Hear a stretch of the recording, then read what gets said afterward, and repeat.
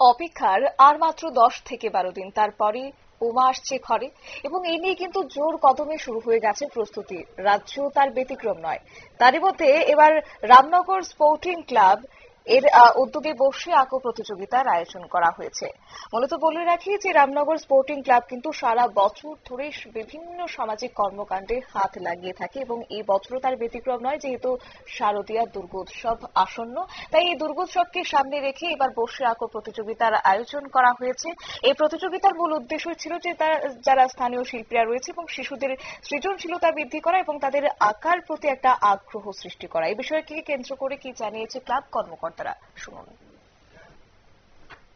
মহিলাদের দ্বারাই সকল অনুষ্ঠান পরিচালিত হচ্ছে এবং আমাদের আজকে 3টা গ্রুপে মিলে প্রায় 80 জনের উপরে ক্যান্ডিডেট হয়েছে। দুর্যোগ না পাওয়ার জন্য একটু আমাদের অনুষ্ঠানে একটু বিঘ্নিত হয়েছিল।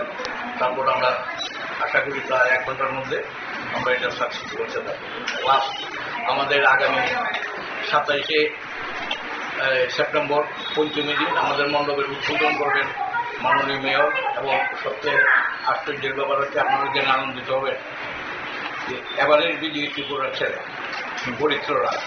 পরিত্র রায়কে আমরা ওই দিন সম্বর্ধনা দিই এবং আমাদের পাড়ার গুণীজনদের 6 জনকে আমরা ক্লাবের পক্ষ থেকে সম্বর্ধনা জানানো হবে।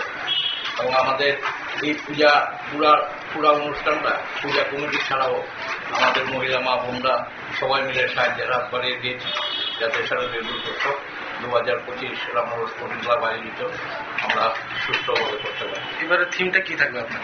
আমাদের থিম হচ্ছে এবার যে আমাদের এই যে সারা দেশের যে একটা অস্থির পরিস্থিতি, সেই অস্থির পরিস্থিতি থেকে আমরা কিভাবে বেরিয়ে আসতে পারবো।